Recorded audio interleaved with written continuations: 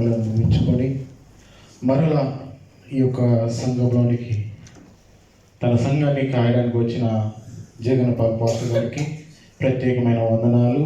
Welcome to the way sir. ఈ సమయంలో కొన్ని గ్రీటింగ్స్ తెలియజేయమని ఇచ్చారు. కొన్ని మాటలు మనం ధ్యానించుకోగలిగితే యెషయా గ్రంథము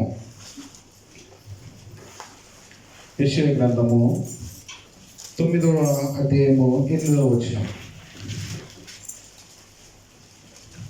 యెషయా గ్రంథము 9వ అధ్యాయం 8వ వచనం త్వరగా చదవండి. యెషయా గ్రంథము 9వ అధ్యాయము 6వ వచనం. సరే. ఏలయనగా మనకు శిశువు పుట్టెను, మనకు కుమారుడు అనుగ్రహింపబడెను, ఆయన భుజం మీద రాజ్యభారం ఉండెను. ఆశ్చర్యకరుడు, ఆలోచనకర్త, బలవంతుడైన దేవుడు, నిత్యుడగు తండ్రి, సమాధానకర్తయగు అధిపతి అని అతనికి పేరు పెట్టడం. ప్రియమైన దేవుని వాళ్ళరా, ఇది నా ప్రపంచమంతా కూడా క్రీస్తు యొక్క జన్మదిన సందర్భాన్ని పురస్కరించుకొని ఆరాధిస్తున్నారు, సంతోషపడుతున్నారు. యేసుక్రీస్తుల వారు పుట్టకంటే ముందే దాదాపు 600-700 మధ్య కాలంలో యెషయా గ్రంథం రాయబడింది. ఈ యెషయా గ్రంథంలో ఒక ప్రవచనం ఏంటంటే, ఏలియనగా మనకు శిశువు పుట్టెను, మనకు కుమారుడు అనుగ్రహింపబడెను, ఆయన భుజం మీద రాజ్యభారం ఉండెను. ఆలోచనకర్త, ఆశ్చర్యకరుడు, బలవంతుడైన దేవుడు, నిత్యుడగు తండ్రి, సమాధానకర్తయగు అధిపతి అని అతనికి పేరు పెట్టబడునని యేసుక్రీస్తు వారి జన్మ కంటే ముందే 700 సంవత్సరాల క్రితమే యెషయా ప్రవచనం ద్వారా మనకి ఈ మాట కనిపిస్తుంది. ఇక్కడ ఒక మాట, అనేక మాటలు ఉన్నవి. ఆశ్చర్యకరుడు, ఆలోచనకర్త, బలవంతుడైన దేవుడు, నిత్యుడగు తండ్రి అని ఈ రీతిగా అనేక పేర్లు యేసుక్రీస్తుల వారికి ఇదిగో జననానికంటే ముందుగా పెట్టబడి ఉన్నవి. అందులో ఒక ప్రాముఖ్యమైన మాట మీకు చూపించి నేను ముగిస్తాను. ఏంటంటే సమాధానకర్తయగు అధిపతి అని. ఈయన సమాధానకర్తగా భూమి మీదకి వచ్చాడు. 2000 సంవత్సరాల క్రితం ఆయన సమాధానాన్ని అనుగ్రహించడానికి సమాధానకర్తగా వచ్చాడు. భూమి మీద మనుషులకు సమాధానము లేదనంటే లేదు అని సెలవించాడు. ఏదంటే ఒక ఉదాహరణ చెప్తాను. తల్లి తన కుమారుని ఎంతగా ప్రేమిస్తుంటుంది, కుమారుడు కూడా తల్లిని చాలా ప్రేమిస్తుంటాడు. ఒక చిన్న కోపం వలన తల్లి కుమారుని గద్దించింది. ఎప్పుడు కూడా ప్రేమతో పిలుస్తున్న తల్లి భోజనానికి కుమారుని ఎప్పుడు కూడా ప్రేమతో పిలుస్తుంటే వెంటనే వచ్చే కుమారుడు ఒక దినాన రావట్లేదు, ఆ దినాన రావట్లేదు, ఎన్నిసార్లు పిలిచిన రావట్లేదు. ఎప్పుడైనా ప్రేమగా పిలిచినప్పుడు పరిగెత్తుకుంటూ వచ్చే కుమారుడు ఆ దినాన ఎందుకు రావట్లేదు అని అంటే, ఇప్పుడు తల్లికి కుమారునికి ఏమి లేదు, సమాధానము లేదు.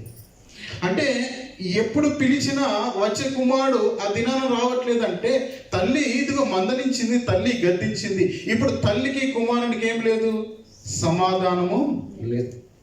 నిజం ప్రియమైన దేవుని, ఈ దినాన సమాధానము దేశాల మధ్య లేకపోవటం వల్ల యుద్ధాలు, రాష్ట్రాల మధ్య సమాధానం లేకపోవడం వల్ల ఏమండి గొడవలు.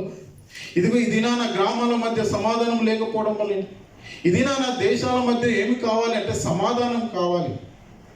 ఇది నా 5 రాష్ట్రాల మధ్య సమాధానం కావాలి. ఇది నా గ్రామాల మధ్య సమాధానం కావాలి. అంతేకాదు ఇంటిలో కూడా సమాధానం అనేది ఉండాలి. సమాధానం, ఒక అన్నదమ్ముల మధ్య సమాధానం, అక్క చెల్లెల మధ్య సమాధానం, సంఘముల సమాధానం, ఈ రీతిగా సమాధానం అనేది మనకు ఉండాలి. దేవుడు ఎందుకంటే సమాధానకర్తగా వచ్చాడు. అసలేంది దేవుడు సమాధానకర్తగా ఎందుకు వచ్చాడంటే, ఒక దినాన పాపముతో ఇదిగో ప్రపంచం అంతా కూడా నిండిపోయి, ఇదిగో దేవుడు ఇచ్చిన ఆజ్ఞను మర్చిపోయి, దేవుడు ఆజ్ఞను ధిక్కరించి పాపము చేయడం ద్వారా దేవుని యొక్క ఉగ్రతకు ఎంతో మంది లోనైపోయారు. మరి ఆ దినాన నోహ జలప్రయాణం చూస్తుంటే దేవునికి ఒక కోపము, సమాధానం లేక ఆ జనులందరికీ కూడా ఇదిగో ఏం చేశారు, నీటిలో మన్నింపచేశాడు. కానీ దేవుడు మరలా నిర్ణయించుకున్నాడు, ఒక సమాధానకర్త. ఇదిగో ఆయన యేసుక్రీస్తు వారు వచ్చాడు. ఇదిగో వచ్చి ఏం చేస్తాడంటే నిన్నును తండ్రికి సమాధానాన్ని ఇచ్చాడు. అప్పటి వరకు తండ్రితో ఎవరు కూడా సమాధానం పడట్లేదు. ఎవరికి కూడా సమాధానం అని లేదు. అడ్డుగా వారి యొక్క పాపాలు ఉన్నప్పుడు ఇదిగో మధ్యవర్తిగా యేసుక్రీస్తుల వారు వచ్చి ఇదిగో సమాధానకర్తగా తండ్రికి నీకు సమాధాన బంధాన్ని ఏం చేశాడు? నిర్మించాడు. సమాధాన బంధాన్ని బలపరిచాడు. అందుకని ప్రేమైన దేవుని వలన ఈ దినాన సమాధాన క్రిస్మస్ ఇదిగో మనందరం కూడా అనుభవిస్తున్నాం, ఆనందంలో ఉన్నాం. ఏంటంటే ప్రేమైన దేవుని వలన ఇదిగో దేవునితో మనకున్న అసమాధానాన్ని యేసుక్రీస్తుల వారి జన్మ ద్వారా, ఆయన జననం ద్వారా నీకును దేవునికి సమాధానం అనేది కలిగిందే. ఇప్పుడు సమాధానం లేకుంటే దేశాల మధ్య ఎలా ఉంటుంది? ఇదినాన ఏమన్నా ఉక్రెయిన్ రష్యాకు సమాధానం ఉందా? లేదు. ఇదిగో లేకనే యుద్ధాలు. కాబట్టి ప్రియమైన దేవుని దేవునికి మనకు సమాధానాన్ని అనుగ్రహించడానికి సమాధానకర్తగా వచ్చాడు. అంతేకాదు నిన్ను కూడా ఏ రీతిగా ఉండమంటున్నాడంటే ప్రియమైన దేవుని వల్ల సమాధానకర్తగా ఇదిగో సమాధాన పరిచే వ్యక్తిగా ఉండమంటున్నాడు. ఏమని రోమీలకు రాసిన పత్రిక ఒక మాట చూద్దాం. రోమీలకు రాసిన పత్రిక 12వ అధ్యాయం 18వ వచనం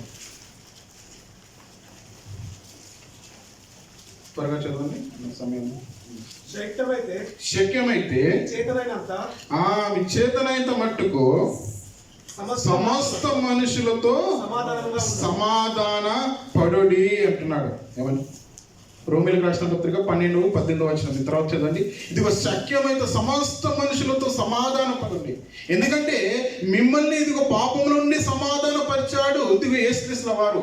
కానీ మీకున్న చిన్న సమస్య ద్వారా మీరెందుకు మీ కుటుంబాల్లో అసమాధానంతో నిండిపోతున్నారు? ఎందుకు మీ సంఘాల్లో అసమాధానంతో ఉండిపోతున్నారు?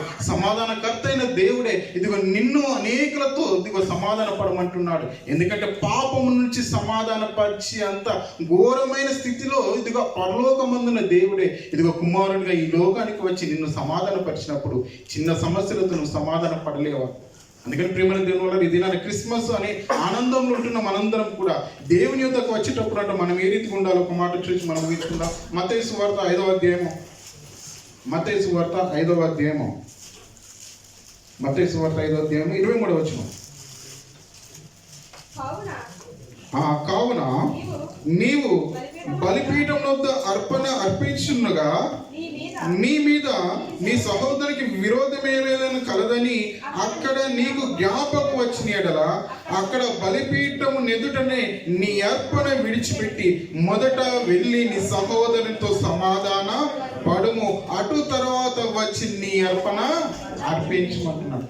చూడండి ప్రియమైన దేవుని యొద్దకు వచ్చి ఆరాధిస్తున్నప్పుడు, దేవుని యొద్దకు వచ్చి మనము ఇదిగో ఆయన యొక్క సంఘంతో సావాసం చేస్తున్నప్పుడు ఒకవేళ నీ సహోదరునితో నీ సహోదరితో ఇంకా బయట ఏ వ్యక్తులతో నీకు సమాధానం లేదా, ఇదిగో నువ్వు ఇక్కడ ఆరాధించకంటే ముందుగా నువ్వు వెళ్ళంటే ఏం చేయాలి?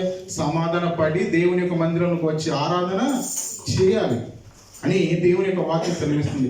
కాబట్టి ప్రియమైన దేవుని వల్ల ఎందుకు దేవుడు ఈ రీతికి సెలవిస్తుంది అంటే పాపము నుండే నీకు అసమాధానము ఇదిగో కలిగిన నీ జీవితంలో సమాధానకర్తగా ఆయన వచ్చినప్పుడు నీవు ఈ లోకంలో కూడా యేసుక్రీస్తు లాగా అందరితో కూడా నువ్వు సమాధాన పడే జీవితంలో నీవు ఉండాలి. అందుకని ఇదిగో ఒక మాట సెలవిచ్చాడు, సమాధానపరచువారు ధన్యులు.